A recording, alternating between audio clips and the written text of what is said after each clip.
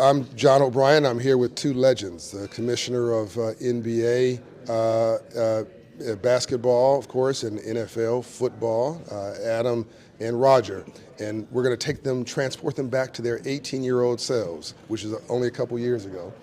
What advice would you give to your 18-year-old self? In terms of financial literacy, I know the mistake I made when I was 18. Now this is pre-internet and all that.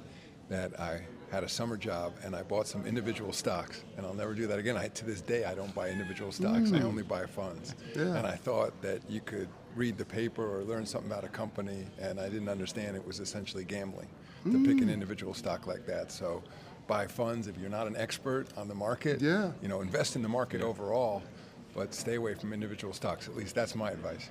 That's brilliant, actually. I don't know. I wouldn't go that far. No, it's brilliant because you're going to an expert who knows. That's true. Who knows about stocks, and you're saying I'm gonna rely on the expert to find a basket of investments to make. In some ways, it's how you run an NBA franchise. You've got these owners and coaches who get the individual players.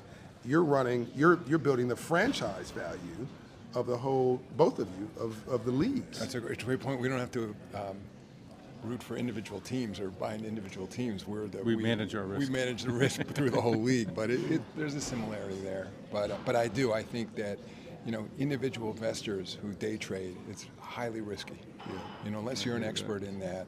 But if you buy funds or index funds or professionally managed funds, then you can ride the market. I think that's the way to build long-term wealth. Yeah. What advice would you give to your 18-year-old self, Roger?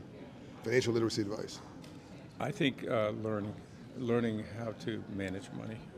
You don't have a lot usually when you're 18, but Right. you have the ability to learn more about how to save, how to invest, how to make sure that what you earn you take care of.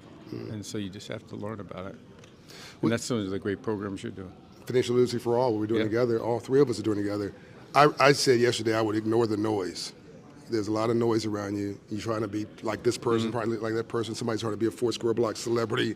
You just realize later on, none of that stuff matters. And all timing the market. That's the other thing you get. So, if somebody's got some get-rich-quick scheme, usually it doesn't work. That's right.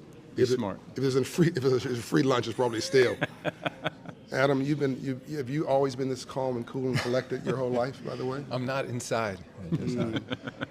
What you said about you're not as calm on the inside as you're on the outside, I think it gives a lot of people confidence because you look so confident all the time, and it makes people watching this say, well, if he is not always calm inside, then it makes them feel okay that they're not always calm and collected inside. It gives them courage. Yeah, it's a great point, John. I